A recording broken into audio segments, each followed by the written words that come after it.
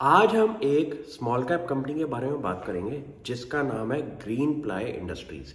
Company का जो business model है वो मेजॉरिटी है हमारा एमडीएफ सप्लाई करने के अंदर। अगर मैं आपको एक सेक्टर बताऊं जिसकी मार्केट साइज है अराउंड 39,000 करोड़ का, तो वो है हमारा इंडिया की प्लाईवुड इंडस्ट्री।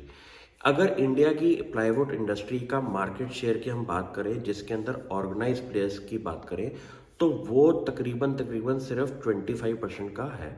और उसके अंदर अनऑर्गेनाइज मार्केट जो है वो हमारी 75% से ज़्यादा की है। लेकिन कोई भी कंट्री अगर डेवलपिंग स्टेज में हो तो उसके अंदर जैसे जैसे कंट्री के अंदर डेवलपमेंट होती है तो ऑर्गेनाइज प्लेयर्स हमारे उस एग्जैक्टली इंडस्ट्री के अंदर सबसे ज़्यादा कंट्रीब्यूशन लेते हैं परसेंटेज का मार्केट शेयर के अंदर। तो यही होगा फ्यूचर के अंदर कि जितनी भी हमारी एमडीएफ की मार्केट है उसके अंदर कुछ ऐसे प्लेयर्स रह जाएंगे बाद में जिनका ऑर्गेनाइज सेक्टर के अंदर बहुत ज़्यादा कंट्रीब्यूशन हो। तो उसमें से एक small cap company green ply industries की अगर मैं बात करूं तो कंपनी का एबिडा मार्जिन जो है वो अराउंड 10% का है और कंपनी का जो पैट मार्जिन है वो अराउंड 6% का है। और कंपनी के जो हम प्रोडक्ट ऑफरिंग की बात कर रहे हैं वो इंटायर रियल एस्टेट सेक्टर के अंदर जितने भी आपके रेजिडेंशियल घर या कमर्शियल बिल्डिंग्स के अंदर आपकी फर्नीचर फिटिंग्स हैं उसके अंदर ये कमोडिटी जो है वो यूज़ होती है। अब आप बात करें कि प्लाईवुड के अंदर आप इतनी कमाई कैसे कर सकते हैं, तो ये बात आपकी सही है कि प्लाईवुड अगर आप बेचेंगे तो वो एक कमोडिटी की तरह बिकती है। लेकिन उसको अगर आप वैल्यू ऐड करके एमडीएफ में बनाएं तो उसके अंदर आपको एक वैल्यू एडिशन करके एक मार्जिन प्रोफाइल मिलती है जो कि ग्रीन प्लाई इंडस्ट्रीज ने रिसेंटली अपने बिजनेस के अंदर अप्लाई करी है कि उन्होंने एमडीएफ जो कोर प्रोडक्ट है उसकी केपेक्स करके उसके अंदर एक्सपेंशन कर रहे हैं। और कंपनी ने रिसेंटली अराउंड 500 करोड़ से ऊपर का कैपेक्स जो करा है उसके अंदर कंपनी को लगता है कि अराउंड 600 से 650 करोड़ का उनका टर्नओवर जो है वो एग्जिस्टिंग टर्नओवर से ज़्यादा बढ़ सकता है। तो कंपनी इस बिजनेस के अंदर स्पेशली एमडीएफ पे फोकस कर रही है और इस बिजनेस के लिए उन्होंने जो डेट लिया है अराउंड 487 करोड़ का, उसकी वजह से कंपनी की बैलेंस शीट के अंदर काफ़ी ज़्यादा डेट आ चुका है।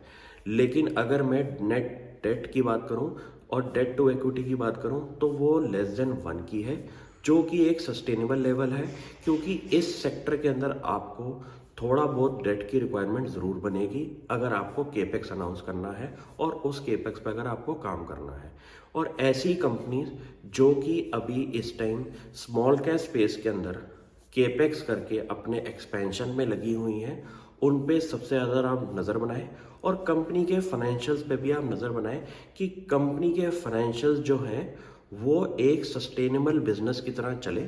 और कंपनी की अगर कैश फ्लो पोजीशन की हम बात करें तो वो भी आपका पॉजिटिव रहना चाहिए हर बारी, क्योंकि जहां नेगेटिव कैश फ्लो अगर होगा तो वो एक बहुत बड़ा रेड फ्लैग होता है। और जैसे कि स्मॉल कैप स्पेस की हम बात करें तो ये सबसे ज़्यादा एक रिस्क कैटेगरी वाली इन्वेस्टमेंट्स होती हैं जिसके अंदर आपको कॉर्पोरेट गवर्नेंस का भी बहुत बड़ा इशू रहता है। तो ऐसी कंपनीज के अंदर रिस्क रिवॉर्ड भी सबसे ज़्यादा होता है, लेकिन इनके अंदर आपका रिस्क कैटेगरी भी हाईएस्ट रहती है। तो ऐसी कंपनीज के अंदर आप फोकस करते हुए ये ज़रूर देखें कि कंपनी की जो मैनेजमेंट बोल रही है वो आपके फाइनेंशियल्स में डायरेक्ट इफेक्ट दिखना चाहिए उन चीज़ों का। तो इस केस के अंदर ग्रीन प्लाई इंडस्ट्रीज़ ने जो भी केपेक्स अनाउंस किया है वो डायरेक्ट मुझे उनकी डेट पे दिख रहा है। और जैसे ही ये बिजनेस के अंदर एक्सपेंशन हो जाएगी तो मुझे लगता है डेट रिडक्शन भी हो सकती है आज से 2 या 3 सालों के अंदर।